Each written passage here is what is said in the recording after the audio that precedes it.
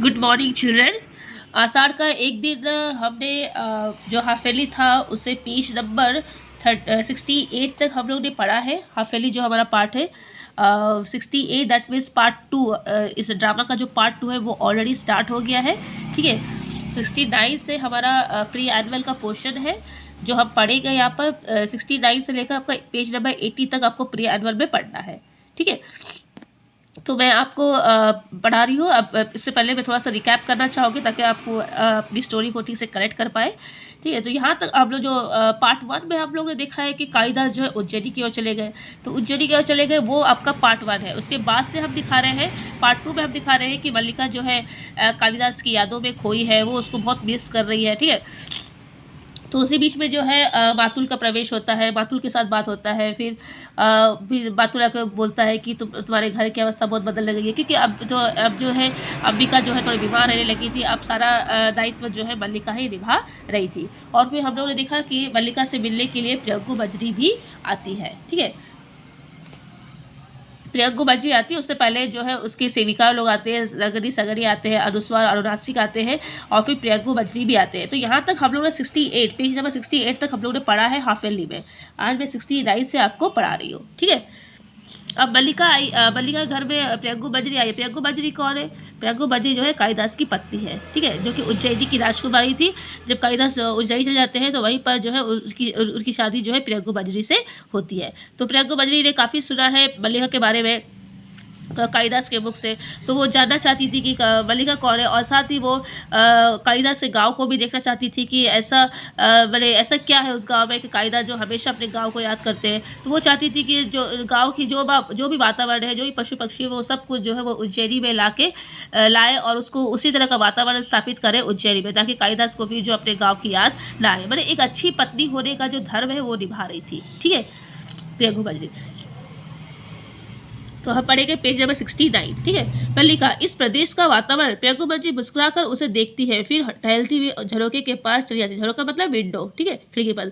प्रियंकु बजरी, प्रियंकु, यहाँ से बहुत दूर तक पर्वत श्रृंखला दिखाई देती है। कितनी डी व्यार्ज सुंदरता है। मुझे यहाँ आकर तुमसे स्पर्धा हो रही है।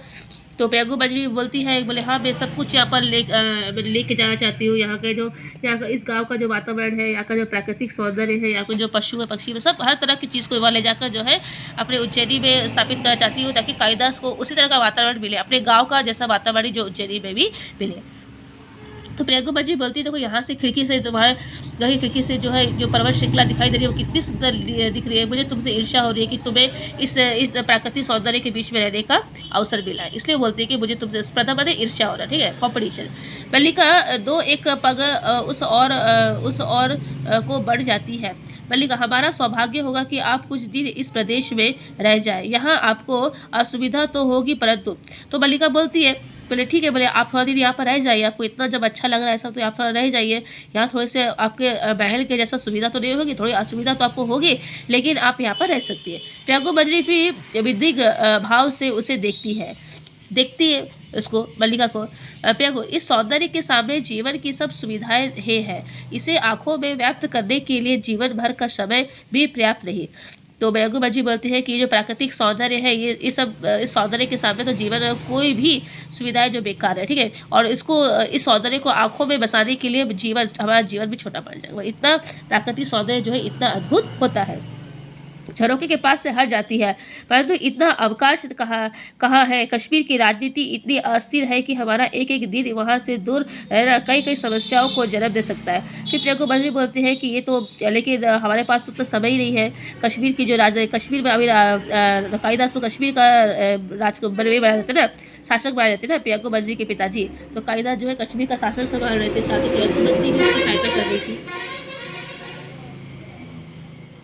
ठीक है, तो वही उसको बोलते हैं कि वो बोलती है कि बोले कि मेरे पास तो अवकाश ही नहीं है। बोले कश्मीर की राजनीति काफ़ी अस्थिर, बोले वहाँ का जो एडमिनिस्ट्रेशन सिस्टम है थोड़ा सा गड़बड़ा रहा है, तो उसको देखना है। तो इसलिए उसके पिताजी ने, प्रियंकु बजरी के पिताजी ने कालिदास को वहाँ भेजा है। ठीक है, तो कालिदास को तो राजनीति का ज्ञान नहीं है, तो प्रियंकु बजरी भी उसकी सहायता करती है। ठीक है, एक दिन भी हम लोग वहाँ से हटे तो कई समस्याएं जो है यहाँ पर जन्म ले सकती है। एक प्रदेश का शासन बहुत बड़ा उत्तरदायी है, हम पर तो और भी बड़ा उत्तरदायी है। है क्योंकि कश्मीर की स्थिति इस समय बहुत संकटपूर्ण है। तो प्रियंका बज्री बोले मेरा तो दायित्व और भी है, मुझे तो और भी अच्छी तरह से देखना है क्योंकि उस समय कश्मीर की जो स्थिति है काफ़ी गड़बड़ है। या वहाँ के सौंदर्य की ही इतनी चर्चा है परंतु मैं उसे देखने का अवकाश कहाँ रहेगा, परंतु हमें उसे देखे तो यहाँ के सौंदर्य तो बोलती है कि तुम्हारे गाँव के सौंदर्य की चर्चा भी काफ़ी है लेकिन मेरे पास उतना समय नहीं है कि मैं यहाँ के सौंदर्य को दे सकूँ, इसलिए मैं जो हो सकता है मैं वहाँ पर लेकर जाऊँगी।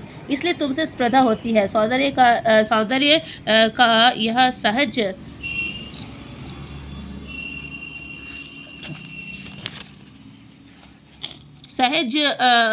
उपभोग हमारे लिए केवल एक सपना है, बैठ जाओ। तो बोलती है कि हम जैसे राजभवन में रहने वालों के लिए तो इस तरह का सौंदर्य का तो देखना ही सपना ही है क्योंकि हमें तो अपना राजपाट कार्यों में ही इतना व्यस्त रहते हैं कि हमें अपने लिए का समय ही नहीं मिलता है। ठीक है, तो यहाँ मेरे पास बैठो। फिर वो मल्लिका को बुलाती है, अपने पास बैठने के लिए बुलाती है। मल्लिका मैं दूसरा आसन ले लेती हूँ। मल्लिका बोलती नहीं आप वहाँ बैठिए, मैं दूसरा आसन लेकर यहाँ बैठती हूँ। लगता है यहाँ ग्राम प्रदेश में रहकर भी तुम्हें साहित्य से अनुराग है, इसलिए रचनाएं हैं। किसकी रचनाएं हैं? ठीक है, तो वो देखती है कि कोने में बोड़ा उठाकर आसन के पास रख देती है और उस पर रखे भोजपत्र आदि गोदी पे रख कर बैठ जाती है। तो मल्लिका जो है देखती है, मल्लिका जो है वहाँ पर भोजपत्र रखी रहती है, वो तो कालिदास के लिए बना रही थी ये सब चीज़ें। तो प्रियंका बज्री का भी नज़र वहाँ पर पड़ता है तो बोलती है कि तुम्हें भी लगता है गाँव में रह के तुम्हें भी साहित्य से काफ़ी रुचि है, तो ये सब तुमने जो बनाया है तो ये किसकी रचना है?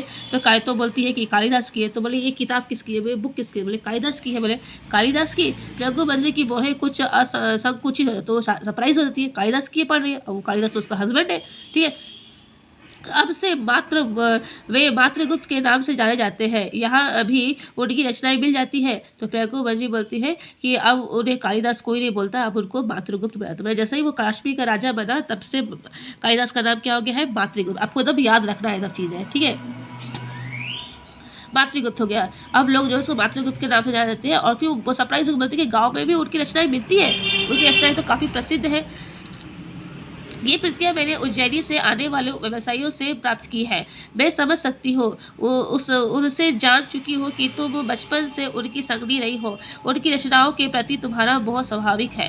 तो फिर मल्लिका बोलती है, बोले हाँ यहाँ मिलती तो नहीं है लेकिन मैंने उज्जैनी से बताया, जो व्यवसायी लोग यहाँ पर आते हैं, जो बिजनेस करने लोग यहाँ पर आते हैं, मैं उनसे मैंने ये सब पुस्तकें वहाँ से मंगाई है। तो प्रियंका बज्री बोलती है हाँ मैं जानती हूँ कि तुम उनके बचपन की शैली हो, तो उनके प्रति तुम्हारे मन में, उनकी रचनाओं के प्रति तुम्हारे मन में तो अनुराग रहेगा ही। ठीक है, तो इस तरह से प्रियंका बज्री जो उस मल्लिका को बोलती है। तो वे भी जब तब यहाँ के जीवन की चर्चा करते हुए आत्मविस्मृत हो जाते हैं। तो बोलते कि वो भी कभी कभी जब अपने गांव का स्मरण करते हैं तो बिल्कुल उसमें ही खो जाते हैं। इसलिए राजनीतिक कार्यों में कई बार उनका मन उखड़ने लगता है, इसलिए वो राजनीतिक कार्यों में ठीक तरह से ध्यान भी नहीं दे पाते। ये तो मुश्किल है, कवि को राजनीतिक क्षेत्र में लेके आ जाएंगे तो मुश्किल है ना। ठीक है ना, ऐसे अवसरों का उनके मन को संतुलित रखने के लिए बहुत प्रयत्न करना पड़ता है। राजनीतिक साहित्य नहीं है, उसमें एक एक क्षण का महत्व है। तो फिर वो समझाती है प्रियंका बज्री को कि बोले राजनीति जो है साहित्य की तरह नहीं है, बोले इसमें तो एक एक क्षण का ध्यान रखना पड़ता है, एक एक क्षण में ही सत्ता पलट जाती है। ठीक है, कभी एक क्षण के लिए भी चूक हो जाए तो बहुत बड़ा अनिष्ट हो सकता है। राजनीतिक जीवन की धुरी से बने रहने के लिए व्यक्ति को बहुत जागरूक रहना पड़ता है। ठीक है, तो मेरे राजनीतिक जीवन में अगर आपने प्रवेश किया है तो उसमें रहने के लिए तुमको बहुत ज़्यादा एड भी रहना पड़ता है। साहित्य और उसके जीवन का पहला चरण था साहित्य और उनके जीवन। तो बोलती है कि बोले हाँ, बोले कालिदास का जो मातृगुप्त है उसके जीवन का पहला जो चरण है वो तो साहित्य है, लेकिन अभी वो राजनीतिक भी सवाल है, वो तो राजा भी बन गए हैं। बोले अब वे दूसरे चरण में पहुंच चुके हैं। मेरा अधिक समय इसी आयास में बीतता है कि उनका बड़ा हुआ चरण पीछे ना हट जाए, बहुत परिश्रम पड़ता है इसमें। तो प्रियंका बज्री बोलती है कि अब तो वो कवि से अब राजनीतिक बन गए हैं, तो मैं चाहती हूँ कि वो इस दूसरा उसका जो जीवन का जो दूसरा चरण है, पहला चरण तो उसका साहित्यिक जीवन था, लेकिन अब वो राजा बन के राजनीतिक संभाल रहे, तो मैं चाहती हूँ कि उनका जो राजनीतिक जीवन है वो भी काफ़ी अच्छे तरह से जाए। इसलिए मैं हमेशा जो है उनके पीछे रहती हूँ ताकि वो अपने कदम को पीछे ना हटा ले। ठीक है, ताकि और बहुत परिश्रम करना पड़ता है सब चीज़ों के लिए। तो मल्लिका बोलती है तुम ऐसा नहीं समझती, मुस्कुराने का प्रयत्न कर दे, तुम ऐसा नहीं समझती मल्लिका, मैं राजनीतिक जीवन के संबंध में कुछ भी नहीं जानती। तो मल्लिका थोड़ा मुस्कुराने लगती है, तो उसको देख के प्रियंका बज्री बोलती है कि तुमको ऐसा नहीं लगता? बोले है तो मल्लिका बोलती है मैं राजनीतिक जीवन के बारे में कुछ भी नहीं जानती, तो मैं इसके बारे में कुछ भी नहीं बोल पाऊंगी क्योंकि तुम गांव प्रदेश में ही रही हो। तो प्रियंका बोलती बोले हाँ बोले तुम कैसे जानोगी, बोले कि तुम तो गाँव में रहती हो, बोले बैठे रहो। तो मल्लिका उठने लगती है तो प्रियंका जी बोलती है आप बैठे रहो तुम, ठीक है। तो फिर यहाँ पर मैंने तुमसे कहा था ना कि मैं यहाँ का कुछ वातावरण साथ ले जाना चाहती हूँ, यह इसलिए कि उन्हें अभाव का अनुभव ना हो, ठीक है। अब प्रियंका बाजी बोलती है कि यहाँ का जो वातावरण है, जो पेड़ पौधे हैं, पशु पक्षी, वो सब मैं उज्जैन लेके जाना चाहती हूँ ताकि उनको अपने गाँव की याद ना आए, ठीक है। इससे कई बार बहुत क्षति होती है, वे व्यर्थ में धैर्य खो बैठते हैं, कभी कभी अपने गाँव को याद करके जो है वो अपना धैर्य ही खो, अपना पेशेंस ही खो बैठते हैं, जिससे समय भी जाता है, आसक्ति भी। इसके समय का बहुत मूल्य है, मैं चाहती हूँ कि उसका समय इस तरह नष्ट ना हुआ करे, ठीक है। तो वो बोलती है कि प्रियंका बाजी बोलती है कि कालिदास के जीवन का जो समय है वो काफ़ी बहुमूल्य है, वो अगर वो अपने गांव को याद करके दुखी हो गए और अपने कार्य पे ध्यान नहीं देंगे तो ये तो बहुत मुश्किल वाली बात है। इसलिए मैं यहाँ सभी चीज़ों को लेकर जाना चाहती हूँ ताकि उनका जो धैर्य है वो ना खोए और वो अपना पूरा मन लगा कर राजनीतिक कार्यों में भी ध्यान दें और अपने साहित्य में भी ध्यान दें। इसलिए मैं यहाँ से कई कुछ अपने साथ ले जा रही हूँ। कुछ हिरण शावक जाएंगे जिनका हम अपने उद्यान में पालन करेंगे। यहाँ की औषधियाँ उद्यान की कीड़ा शैल पर तथा आसपास के प्रदेशों में लगवा दी जाएगी। हम यहाँ से कुछ घरों का भी वहाँ निर्माण करेंगे। मातुल और उसका परिवार भी साथ जाएगा। यहाँ से कुछ अनाथ बच्चों को भी वहाँ ले जाकर हम शिक्षा देंगे। मैं समझती हूँ इससे अंतर पड़ेगा, ठीक है। तो फिर बोलती है पैगो बच्ची बोलती है बोले मैं यहाँ से हिरण शावक को ले जाऊँगी और फिर हम लोग अपने उद्यान जो हमारा जो सेंचुरी वहाँ पर हम इसको पालेंगे। यहाँ से कुछ औषधि लेके जाओगे, औषधि को लगाया जाएगा और कुछ गाँव और कुछ इस तरह के जो घर बनाए हैं उस तरह के घर भी वहाँ पर बनाएंगे और जो कुछ बच्चों को भी अनाथ बच्चों को भी यहाँ से लेके जाएंगे। मातुल और उसका परिवार भी वहाँ पर जाएगा, ठीक है। मतलब पूरा जो है गाँव का वातावरण स्थापित करने का प्रयत्न कर रही थी प्रियंका बजरी उज्जैनी में। देख रही हो तुम्हारा घर बहुत जर्जर स्थिति में है, इसका परिसंस्कार आवश्यकता। वो देखती है और बोलती है कि मल्लिका तुम्हारे घर की हालत तो बहुत खराब है, जर्जर मैंने बहुत टूटा फूटा है, तुमको तो उसका निर्माण करना चाहिए फिर से। चाहो तो मैं इस कार्य के लिए आदेश दे जाऊंगी। उज्जैनी के 2 कुशल स्थापित हमारे साथ आए हैं। क्यों? तो बोले अगर तुम चाहोगी तो मैं जो है इस तुम्हारे लिए एक नया घर का निर्माण कर सकती हूँ। मेरे साथ जो है अच्छे शिल्पकार भी आए, वो तुम्हारा अच्छा सा घर बना देंगे। तो मल्लिका बोलती है आप बहुत उदार है, परंतु हमें ऐसा ही घर पे रहने की अभ्यास है, इसलिए असुविधा नहीं होगी। तो मल्लिका बोलती है कि आप बहुत उदार हो, ठीक है। उसका शुक्रिया अदा करती है कि उन्होंने इतना तो सोचा, लेकिन मल्लिका जो है मना करती है कि मुझे किसी नए घर की आवश्यकता नहीं है, मैं इसी घर में रहना पसंद करूँगी। मैं फिर भी चाहूँगी तो इस घर का परिष्कार हो जाए। इसके जीवन के आरंभिक वर्षों का इस घर के साथ भी संबंध रहा है। मातुल के घर के स्थान पर मैंने नए भवन के निर्माण का आदेश दिया है। तो बोले कि है हमें तुम्हारे घर में भी तो बोले कायदास रहते थे, बोले इसलिए इसको पूरी तरह से नष्ट नहीं होने देना चाहिए, इससे पहले इसका अच्छी तरह से निर्माण कर देना चाहिए, ठीक है। बोले मातुल के घर पर भी मैंने उनके लिए नया घर बनाया है, ठीक है। स्थापत्यों से कहा है कि वे उज्जैनी के शिलाएँ लाकर कार्य आरंभ करें। खेद है कि कार्य के निरीक्षण के लिए मैं स्वयं वहाँ नहीं जा पाऊंगी। कल ही हमें आगे की यात्रा आरंभ कर देनी होगी, तुम भी हमारे साथ क्यों नहीं चलती? तो बोल रही है कि यहाँ पर जो मैंने मातुल का घर का निर्माण करने की आदेश दिया है, तो मैं चाह रही थी कि तुम्हारा घर का भी एक नया निर्माण हो जाए, ठीक है। काम तो बोले अगर तुमको यहाँ घर नहीं बना तो एटलीस्ट तुम बोले मेरे साथ ही चलो, बोले उज्जैनी में जाके चलना रहना, बोले। तो मल्लिका बोलती मैं हाँ इसमें बाधा क्या है? तो यहाँ तुम किसी ऐसे सूत्र में तो बंधी नहीं हो, बोले तुम्हारा तो ऐसा कुछ है नहीं कि यहाँ तुम बंधी रहो, ठीक है, तुम तो स्वतंत्र हो। बोली मेरी माँ यहाँ है, यहाँ कोई बाधा नहीं है, तुम्हारी माँ के भी साथ चलने की व्यवस्था हो जाएगी। तो फिर मल्लिका बोलती कि मेरी माँ है, बोले मेरी माँ तो नहीं जाएगी बोले अपने घर छोड़ के। तो बोले उसका कुछ ये कोई असुविधा नहीं है, तुम्हारी माँ को भी अपने साथ में लेकर चल जाएंगे, ठीक है। हमारे स्थापित इस घर का पैसा करते रहेंगे तो वहाँ मेरे साथ मेरी संगनी के रूप में रहोगी, ठीक है। यहाँ पर तुम्हारे घर का निर्माण होते रहेगा और तुम वहाँ पर मेरे साथ मेरे दोस्त के समान मेरे साथ रहना, बोले उज्जैनी में। क्षमा चाहती हूँ, मैं अपने को ऐसे सौगारों की अधिकारी नहीं समझती। मल्लिका बोलती है मैं क्षमा चाहती हूँ, लेकिन मैं नहीं समझती हूँ कि मुझे आपके साथ रहने चाहिए, क्योंकि मेरा उतना सौभाग्य नहीं है। मैं तुमसे इसे कहीं अधिक की अधिकारी समझती हूँ। मेरे आने से पहले राज्य के 2 अधिकारी यहाँ आए थे। तो प्रियंका बजी बोलते नहीं, मुझे लगता है कि तुम इससे भी अधिक सब कुछ प्राप्त कर सकती हो। मेरे आने के पहले जो 2 अधिकारी आए थे अनुस्वार और रासिक, उसकी चर्चा कर रही हूँ, ठीक है। तुम चाहो तो अब वो उसकी शादी भी करना चाह रही है प्रियंका बजरी की, ठीक है।